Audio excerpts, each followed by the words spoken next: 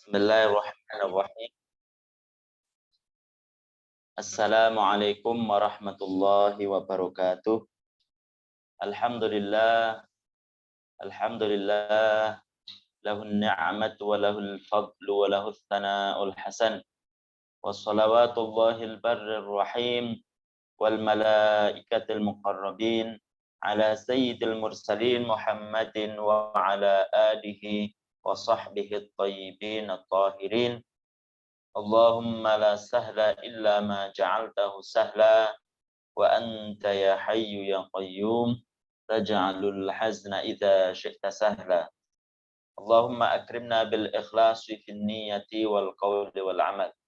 Para jamaah yang dirahmati oleh Allah Subhanahu wa taala, alhamdulillah kita panjatkan puji syukur kepada Allah karena pada sore hari ini Allah masih memberikan kita kekuatan, masih memberikan kita hidayah, sehingga kita insya Allah masih bisa eksis untuk bisa meneruskan kajian ilmu din al-daruri dalam keadaan sehat wa afiat. Salawat serta salam semoga tetap tercurahkan kepada baginda Nabi Muhammad sallallahu alaihi wasallam. Para jamaah sekalian yang dirahmati oleh Allah Subhanahu wa taala, kemarin kita membahas tentang bahwasanya makhluk-makhluk Allah Subhanahu wa taala dari yang besar sampai yang kecil. Yang besar namanya, yang paling besar makhluk Allah namanya Arsy, kemudian yang paling kecil itu namanya Al-Haba atau Ad-Darrah, atau yang paling kecil lagi bagian yang tidak bisa dibagi lagi namanya Al-Jawharul Fard. Semuanya itu tadinya tidak ada, kemudian menjadi ada. Menjadi ada itu ada yang mengadakan, ada yang menciptakan, yaitu Allah Subhanahu wa ta'ala. Kemudian semua pergerakan makhluk, berdiam dirinya, kemudian duduk, kemudian terlentang dan lain sebagainya, itu juga ciptaan Allah Subhanahu wa ta'ala. Semuanya Allah Subhanahu wa ta'ala menentukan, semuanya Allah Subhanahu wa ta'ala yang mengetahui, semuanya Allah Subhanahu wa ta'ala yang menciptakan dari tidak ada menjadi ada. Kemudian termasuk dari ciptaan Allah Subhanahu wa ta'ala dari makhluknya tersebut, itu adalah perbuatan-perbuatan makhluk yang ada unsur sengaja dan unsur tidak sengaja. Unsur sengaja itu seperti kita ngaji, mau mengaji, itu adalah unsur sengaja. Ada kehendak dari kita. Kemudian unsur yang tidak sengaja itu seperti umpamanya detak jantung. Kemudian perbuatan yang ada unsur sengaja, ada kehendak dari kita itu seperti makan, seperti minum, dan lain sebagainya. Memetik buah atau menanam pohon dan lain sebagainya. Itu adalah perbuatan yang ada unsur sengaja, ada kesengajaan dari kita, ada ikhtiari, usaha dari kita. Maka itu semuanya itu adalah makhluk Allah, itu semuanya adalah ciptaan Allah Subhanahu wa ta'ala. Karena berdasarkan Al-Quran, kemarin kita jelaskan ayat yang berbunyi, wa khalaqa kulla syai', menciptakan segala sesuatu. Kemudian juga firman Allah, hal min khaliqin ghairullah. Tidak ada, apakah ada pencipta selain Allah? Tidak ada tentu. Aila khaliqah illallah, tidak ada pencipta selain Allah Subhanahu wa ta'ala. Dan ada kelompok-kelompok yang berbeda dengan keyakinan kita ini, yang mengatakan bahwasanya seorang hamba, seorang manusia itu katanya itu punya andil untuk menciptakan. Katanya manusia tersebut melakukan perbuatan yang ada unsur sengaja. Jadi kalau kita mau umpamanya, bisa saja seseorang tersebut itu tidak tidak mau makan, tidak mau minum gitu. Maka kita katakan bahwasanya manusia itu hanya bisa bisa ingin kepadanya itu adalah kasab usaha, bukan menciptakan. Kalau menciptakan itu hanya milik Allah Subhanahu wa taala. Dan kasabnya itu tersebut ataupun usahanya itu juga Allah taala yang menciptakan. Kadang orang ingin usaha ataupun usaha bersungguh-sungguh supaya usahanya berhasil. Tapi nyatanya juga banyak yang tidak berhasil. Makanya di sini disebutkan Imam Nasafi, yaitu julukannya ataupun kunyahnya itu adalah Abu Hafiz Umar. Namanya adalah Umar bin Muhammad bin Ahmad. Beliau mengatakan, qala Abu Hafsin Umar. Beliau berkata, Abu Hafiz Umar An-Nasafiyu, An-Nasafi. Jadi beliau yaitu dari Nasafi, rahimahullah subhanahu wa ta'ala, rahimahullah. Beliau berkata, fa'idha fi kitabihil masyhur, di kitabnya yang terkenal, Al-Aqidah An-Nasafiyah. Jadi ada namanya kitab itu Al-Aqidah An-Nasafiyah. Terkenal di situ membahas tentang akidah-akidah yang benar, akidah-akidah, sebagian akidah-akidah yang melenceng. Nah, akidah-akidah yang benar, keyakinan-keyakinan yang benar, itu disebutkan di situ. Di antaranya ini, ma maknahu, semakna, karena redaksinya bukan begini. Ini secara arti saja. Karena panjang itu bahasanya dalam kitab An-Nasafi. Dalam kitab An-Nasafi, Al-Aqidah An-Nasafiyah, karya dari Abu Hafiz Umar tadi, beliau mengatakan bahwasanya fa'idha daraba insanun, jika seseorang itu memukul, melempar zujajan kaca. Jadi ini contoh dari perbuatan yang perbuatan itu adalah memukul. Bisa perbuatannya itu bukan memukul. Seperti umpamanya dia itu melempar ataupun melempar ataupun tidak melempar, umpamanya contohnya itu adalah umpamanya dia langsung memecahnya dengan tangan, bisa. Ini adalah contoh dari perbuatan yang perbuatan itu adalah melempar. Perbuatan itu adalah memukul ataupun melempar di sini. Bisa langsung dengan tangan. Tapi di sini contohnya dicontohkan itu adalah dia itu melempar atau memukul kaca, dihajari dengan batu. Bisa saja dengan selain batu, bisa dengan pisau, bisa dengan besi, bisa dengan yang lain. Tapi di sini dicontohkan dengan batu. Fakassarahu, kemudian memecahkannya. Memecah dari kaca tersebut. Ketika seseorang tersebut itu mengambil batu, kemudian dia melempar kaca tersebut dengan batu. Nah, ketika melempar tersebut, itu bisa terkena, bisa tidak kena, gitu kan? Tapi di sini dicontohkan itu mengenai kaca. Kemudian ketika mengenai kaca, itu bisa saja pecah, bisa saja tidak, kan? Tapi di sini dicontohkan itu adalah pecah.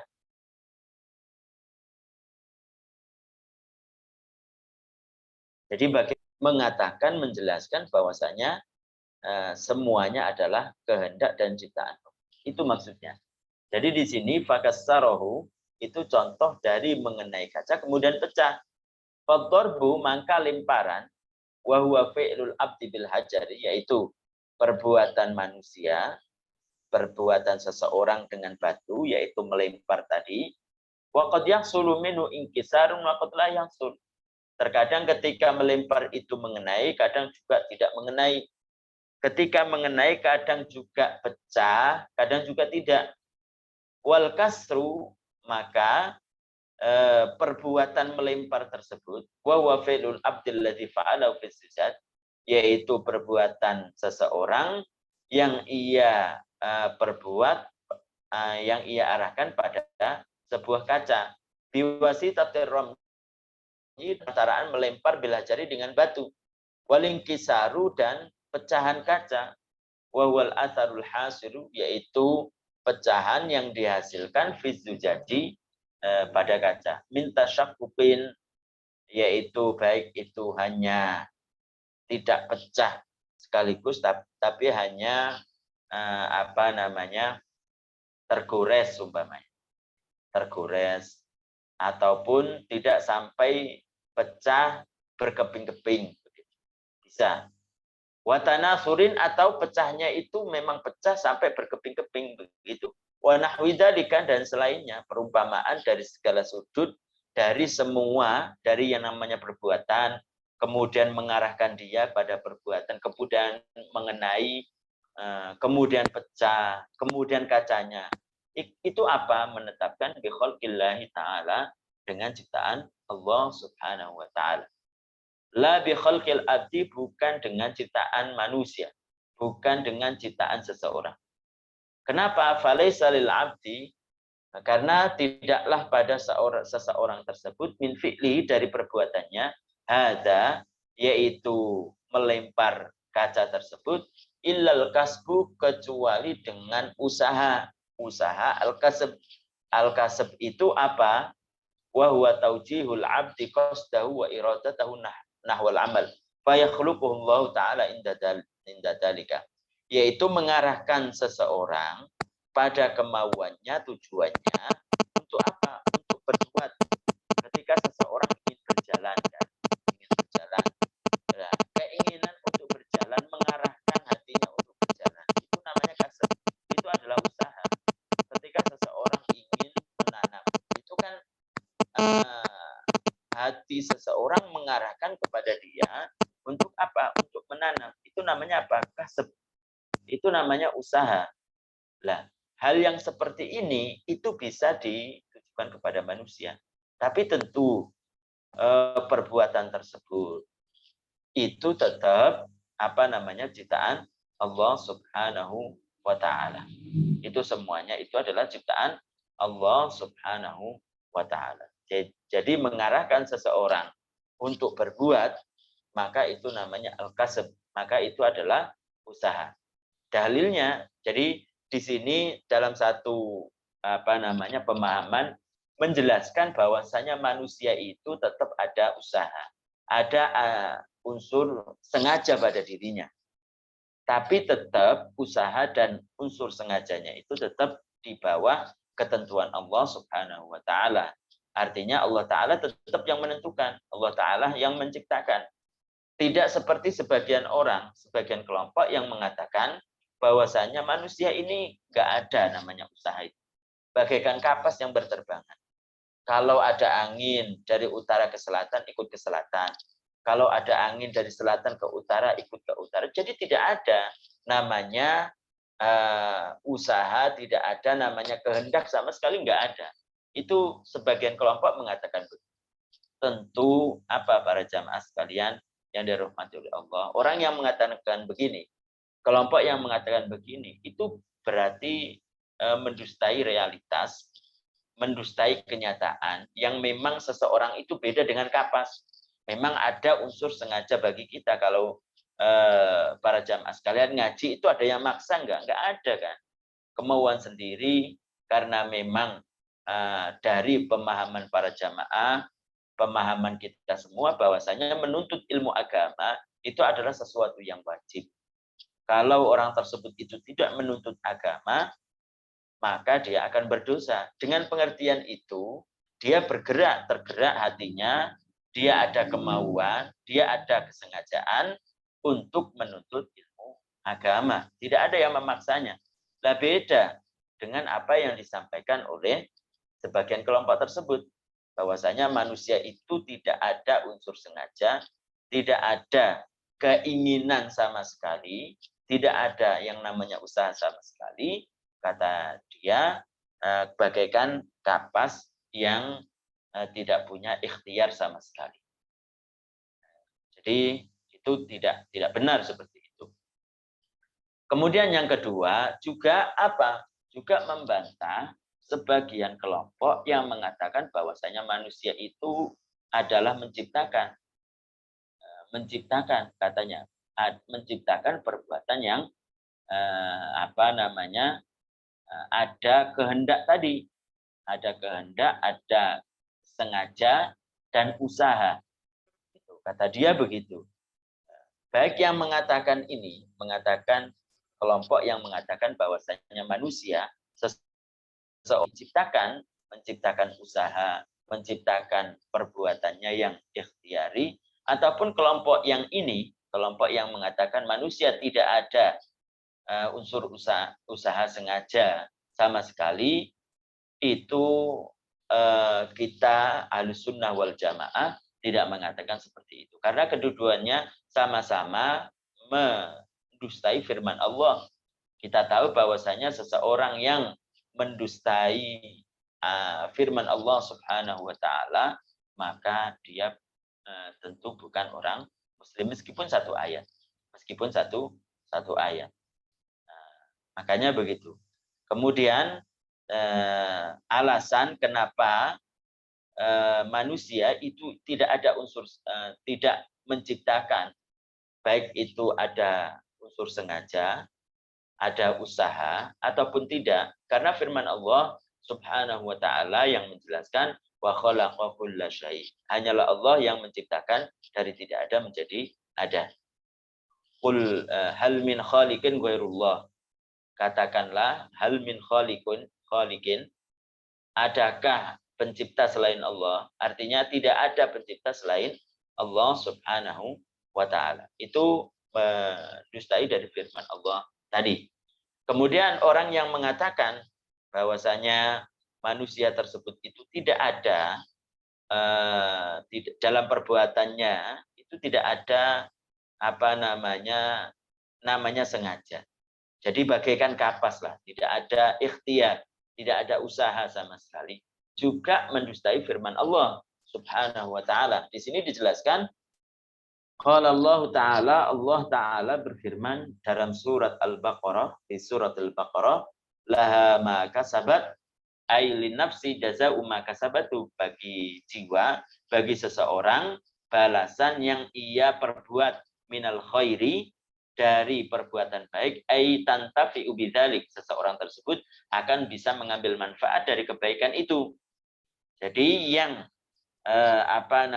mengambil manfaat itu adalah seseorang. Ketika berbuat baik, maka dia yang akan mengambil manfaat, bukan Allah Subhanahu wa taala. Allah taala memerintahkan kita untuk beribadah. Kalau dia beribadah, maka dia akan mengambil manfaat dari ibadah tersebut. Kalaupun dia tidak beribadah, itu tidak akan sama sekali berpengaruh kepada Allah Subhanahu wa taala. Itu kembalinya kepada kita. Nah, itu yang pertama. Yang kedua, dalil ini menjadi dalil bahwasanya manusia itu memang ada unsur sengaja. Kenapa? Karena Allah taala akan membalas pahala ataupun membalas kejelekan dengan dosa yang perbuatan tersebut ada unsur kehendak dan sengaja. Ada unsur kehendak dan sengaja. Dalilnya jelas.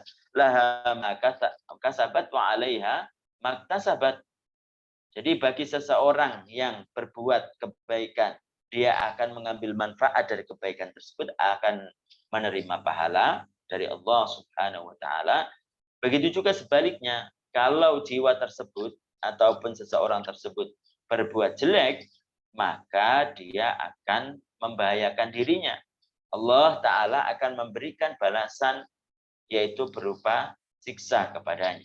Gitu.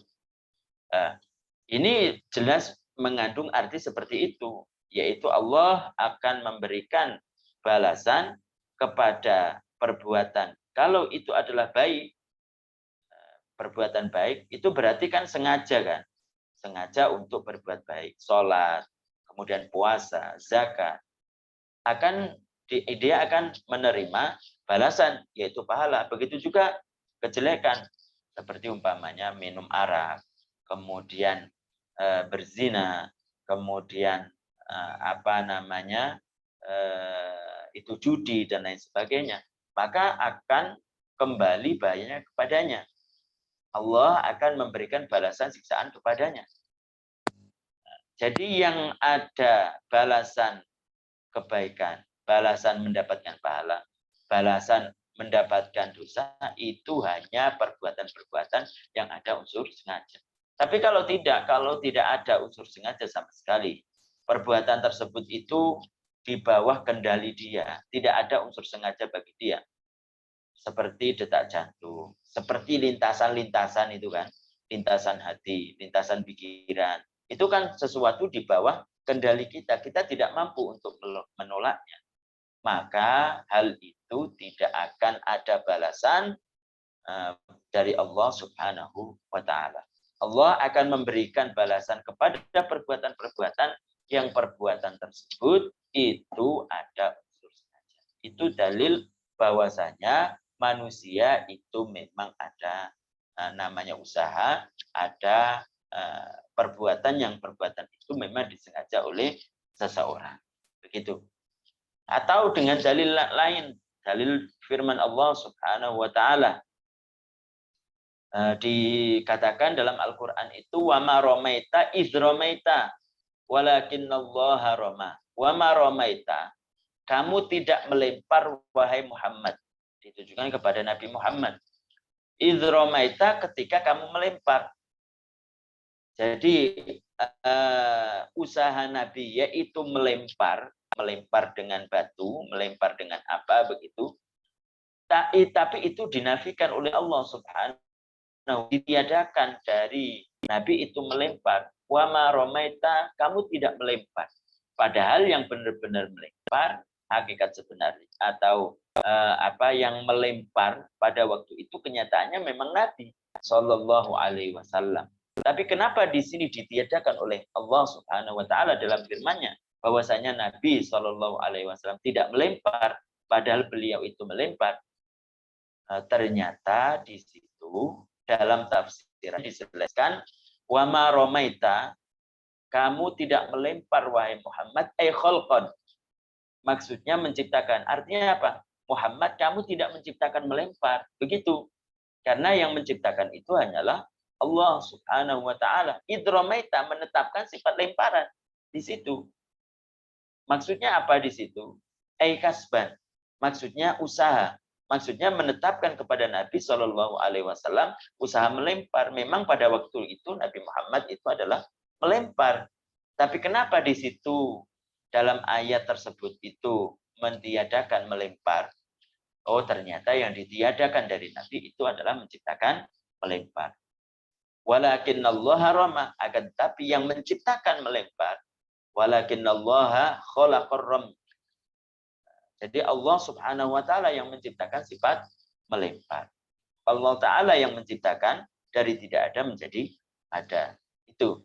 Jadi orang kan bingung ya kalau tidak belajar ilmu agama dari guru yang benar-benar terpercaya, tidak talaki gitu. Orang akan mungkin dilihat saja ya di terjemahan-terjemahan itu bagaimana ketika mengartikan wa ma romaita id romaita walakinnallaha rama. Mungkin sebagian orang akan mengatakan kok bertentangan ini.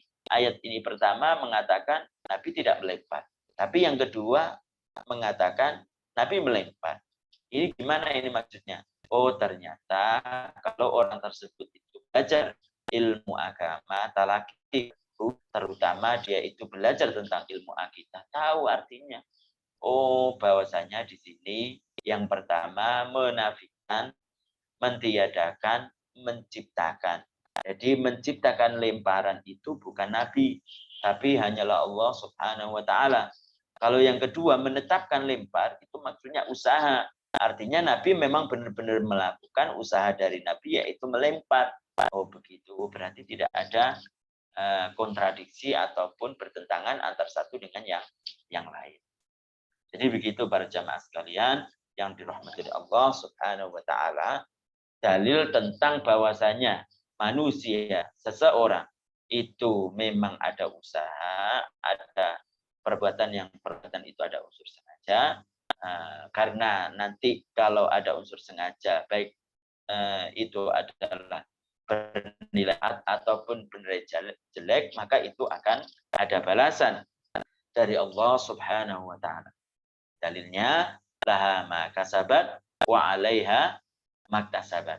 Yang kedua, maromaita idromaita walakinnallaha roma. Begitu.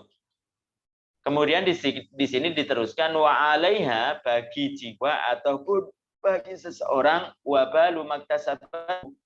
Jadi akibat yang akan ia terima dari perbuatan-perbuatan jelek. Min amali syarri, dari perbuatan-perbuatan jelek. Ayyadurruha, maka akan membahayakan dirinya. Dalika, perbuatan jelek tersebut. Fal abdu, maka seseorang, innama yattasifu, dia bisa disifati, dikatakan kepadanya itu bagaimana? Bil kasbi, dengan kasbi. La bil khalqi, bukan bil khalq. Tentu al khalq di sini yang maksud itu adalah arti al-ibraz minal adami ilal wujud, menampakkan dari tidak ada. Itu maksudnya yang tidak boleh dinisbatkan kepada makhluk. Kalau al-khalqu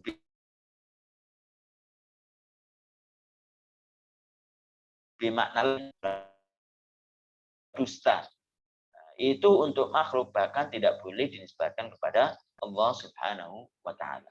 Wa huwa, seseorang tersebut yuhasabu, akan dihisab, ala kasbihi, terhadap perbuatannya. Perbuatan baik mendapatkan pahala, perbuatan yang jelek akan mendapatkan siksa dari Allah Subhanahu wa taala. Itu. Jadi kita tahu apa namanya, bahwa akidah Ahlussunnah itu yang bagaimana sih tentang masalah ini, tentang masalah perbuatan-perbuatan yang ada unsur sengaja atau tidak. Itu bagaimana sikap Ahlussunnah wal Jamaah. Bagaimana keyakinan-keyakinan para ulama-ulama kita tentang apa namanya, perbuatan-perbuatan yang ada unsur sengaja atau tidak. Kemudian kita lanjutkan para jamaah sekalian yang dirahmati Allah. Kita akan membahas tentang kalam Allah. Wal yu'lam, ketahuilah, anna kalamahu, bahwasanya kalam Allah Subhanahu wa taala, sifatun, sifat, seperti halnya sifat qudrah, sifat iroda, dan lain sebagainya. Min sifatihi tsabitati li dzati, termasuk sifat-sifat yang itu Allah taala dimiliki, apa namanya, Allah taala disifati, Allah taala disifati dengannya. Allahumma mausufun bisifatil kalam, itu maksudnya. Allah taala disifati dengannya. Al-azali al-abadi. Jadi si kalam Allah Subhanahu wa taala al-azali al-abadi. Begitu. Wa huwa ayil kalam qadimun azaliyun labtida lahu, yaitu qadim azali, awal, kemarin kita sudah jelaskan, itu artinya sama. Labtida lahu, tidak ada permulaan baginya. Jadi bukan huruf, bukan bahasa, bukan apa namanya, suara, tidak didahului atau mendahului, tidak dikatakan kepada kalam Allah itu didahului, mendahului, tidak. Tidak bisa dikatakan kepada kalam Allah Subhanahu wa taala diakhiri atau berakhiran, tidak bisa. Itu adalah sifat makhluk. Sifat makhluk. Jadi sifat Allah Subhanahu wa taala, kalam Allah itu azali abadi. Bukan berupa suara, bukan berupa bahasa, bukan berupa huruf. Dan itu sesuai dengan apa yang dikatakan oleh imam-imam kita. Salah satunya adalah Al-Imam Abu Hanifah radhiyallahu anhu. Beliau mengatakan Allah Subhanahu wa taala mutakallimun li'annahu yatakallam bi kalamin laisa biharfin wala sautin. Jadi Allah Subhanahu wa taala disifati dengan sifat kalam. Seperti halnya kita mensifati Allah dengan sifat ilm. Kita katakan Allah taala punya sifat menghendaki. Begitu juga Allah Subhanahu wa taala mempunyai sifat kalam. Beliau mengatakan dalam akidahnya, Al-Imam Abu Hanifah mengatakan, katanya dalam kitabnya Al-Fiqhul Akbar, wa nahnu natakallam wal huruf. Kita manusia ketika dikatakan kepada kita kalam, berbicara, maka bicara kita itu dengan alat bantu, yaitu berupa mulut, berupa lidah, berupa gigi. Banyak orang yang karena tidak mempunyai gigi, itu tidak bisa mengucapkan huruf-huruf dengan sesuai. Apalagi dia tidak mempunyai, karena banyak tempat-tempat yang keluarnya itu dari lidah. Seperti umpamanya ro, ya kan? Termasuknya dari lidah. Lam dari lidah, nun dari lidah juga. Banyak. Kalau orang tidak mempunyai lidah, bagaimana bisa mengucapkan huruf-huruf itu dengan fasih? Berarti apa? Butuh bantuan, butuh pada alat. Ada seseorang, umpamanya, dia mempunyai lidah, tapi tidak mempunyai bibir. Bagaimana itu? Berarti apa? Tidak bisa mengucapkan huruf dengan sempurna. Berarti butuh apa? Butuh alat bantu, yaitu berupa bibir. Karena termasuk makharijul huruf, tempat-tempat keluarnya huruf itu kan termasuknya adalah di antara dua bibir, seperti mim, ba. Kalau fa itu kan di bibir dibantu dengan pada gigi jari atas, kan begitu. Kemudian ada juga ketika orang tersebut itu mengeluarkan huruf, ada yang harus membengkang atau terbuka mulutnya. Wow. Beda dengan mim. Kalau mim itu kan ditempelkan. Coba kalau sekarang dibalik coba, mengeluarkan atau mengucapkan huruf wow itu ditempelkan, seperti mengucapkan mim, atau mengucapkan mim itu dibuka, tidak ditempelkan. Nggak bisa. Kenapa? Karena kita manusia lemah. Karena kita adalah makhluk. Butuh kepada huruf, butuh kepada suara, butuh kepada bahasa, butuh pada alat. Kalau Allah Subhanahu wa Ta'ala dikatakan berkalam, kemudian dengan alat, maksudnya dengan bantuan, maka apa bedanya dengan kita? Maka apa bedanya dengan kita? Makanya ditegaskan oleh Al-Imam Abu Hanifah, beliau mengatakan, wa nahnu natakallamu bil alat. Kita manusia, saya dengan para jamaah sekalian, itu berbicara dengan alat-alat bantu, bibir, gigi, lidah, wal hurufi, dan huruf. Dengan huruf. Wallahu ta'ala yatakallamu bila alah. Bila huruf. Allah Ta'ala mempunyai sifat kalam tanpa suara, tanpa butuh suara, tanpa butuh pada huruf, tanpa butuh alat, tanpa butuh pada bahasa. Itu. Dijelaskan di sini kasa iriba kisifatihi, seperti sifat-sifat Allah Ta'ala yang lain. Seperti minal hayat, sifat hayat, wal ilm, sifat ilm, wal qudra, sifat qudra, was sama, sifat sama, wal basar, sifat basar. Allah Ta'ala hidup, maha hidup, disifati dengan hidup. Wal ilm, Allah Ta'ala disifati dengan sifat ilm. Wal qudrah, Allah Ta'ala disifati dengan kuasa. Allah Ta'ala disifati dengan maha mendengar. Allah Ta'ala wal basar disifati dengan melihat. Fa innaha qadimatun, karena sifat-sifat tersebut itu adalah qadimah. Qadimah itu apa sih artinya? Azaliyah itu apa sih artinya? Artinya secara ringkas, laisa kamitslihi syai'. Allah tidak serupa dengan makhluknya. Karena ini bicaranya atau penjelasan kita tentang kalam, tentu berhubungan dengan alat-alat kalau itu pada makhluk. Makanya kita katakan bahwasanya Allah disifati dengan sifat kalam tanpa butuh pada huruf.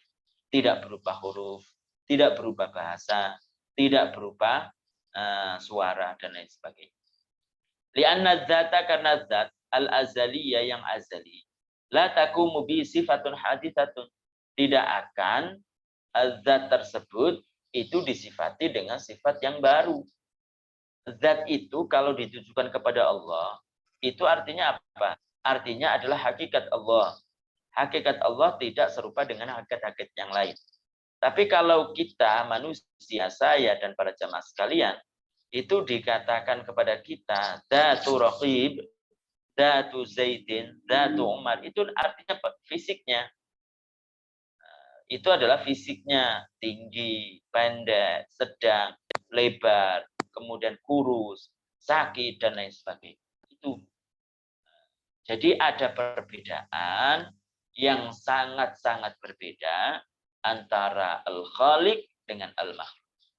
Ya jelas ada antara pencipta dengan yang diciptakan. Makanya tidak boleh mensifati pencipta itu dengan sifat-sifat pencipta yang diciptakan. Begitu para jamaah. Fayu'lamu min dzalika, maka bisa diketahui dari hal tersebut anna kalamallahi, bahwasanya kalam Allah laisa harfan, bukan berupa huruf, wala sautan, bukan berupa suara, wala lugatan, bukan berupa bahasa, wala yuktada'u, tidak berawalan, wala yuktatamu, juga tidak berakhiran. Tidak bisa dikatakan kepada kalam Allah awalan atau akhiran. Oh. Wa ammal lafzul munazzal. Oh, ternyata itu kalau artinya sifat. Artinya kalam Allah itu bisa diartikan menjadi dua. Ada namanya artinya adalah sifat. Kalau sifat berarti sama dengan yang lain. Seperti sifat kudro, sifat iroda, sifat ilm, sama. Artinya tidak disifati dengan sifat makhluk. Juga bisa artinya kalam Allah itu al-lafzul munazzal. Makanya di sini disebutkan wa ammal lafzul munazzal. Sedangkan lafaz yang diturunkan kepada Nabi wa huwa ibaratun an tarikal kalam al-azali. Itu adalah ungkapan terhadap kalam Allah yang azali. Walidzalika yutlaqu alaihi annahu kalamullah. Karena itulah diucapkan kepadanya juga kalam Allah. Jadi al-lafzul munazzal, Quran yang ada di yang kita baca, yang kita hafalkan, itu namanya kalam Allah. Kenapa? Pertama, karena itu bukan ciptaan manusia. Karena itu bukan ciptaan para malaikat. Bukan ciptaan karangan para nabi-nabi Allah Subhanahu wa taala. Itu dari Allah. Allah taala mewahyukan kepada para malaikat untuk diturunkan kepada nabi. Itu pertama jawabannya. Kenapa dinamakan kalam Allah? Yang kedua, itu sebagai ungkapan terhadap kalam Allah yang sesungguhnya. Dengan Al-Quran tersebut itu paham tentang perintah Allah. Dengan Al-Quran tersebut kita paham tentang larangan-larangan Allah Subhanahu wa ta'ala. Pendekatannya seperti kalau kita menulis Allah gitu kan dalam papan. Kalau kita ditanya apa itu, kita katakan Allah. Na'budullah, kita menyembah kepada Allah. Bukan berarti huruf tersebut yang kita sembah. Tapi itu mengungkapkan tentang adanya zat yang disifati dengan sifat sempurna yang layak baginya, yang tidak serupa dengan sesuatu pun ia berhak untuk disembah. Tidak disifati dengan sifat duduk, tidak disifati dengan sifat terlentang, karena itu adalah sifat dari makhluknya. Itu ketika dikatakan Allah Subhanahu wa taala. Begitu juga kalau kita ucapkan umpamanya apel dalam kertas ataupun api, apakah kertas tersebut kita bisa makan ataupun bisa terbakar karena tertulis api? Kan enggak. Tapi itu menunjukkan, mengungkapkan tentang adanya buah apel yang sesungguhnya, juga menunjukkan ada api yang bisa membakar. Begitu juga kalam-kalam Al-Quran dari awal sampai akhir. Itu dinamakan kalam Allah karena itu dari Allah Subhanahu wa ta'ala. Bukan ciptaan manusia, bukan ciptaan malaikat. Dan itu mengungkapkan tentang Allah yang sesungguhnya. Kalam Allah yang tidak berupa bahasa, suara, ataupun huruf. Para jamaah sekalian yang dirahmati oleh Allah Subhanahu wa ta'ala, mungkin itu yang bisa kita sampaikan tentang pelajaran kita hari ini. Semoga bermanfaat. Semoga puasa-puasa kita diterima oleh Allah Subhanahu wa taala, mati dalam keadaan husnul khotimah. Amin amin ya rabbal alamin. Sebelum kita tutup, mungkin ada yang mau bertanya, silahkan, terutama yang berkaitan dengan pembahasan kita hari ini. Silakan.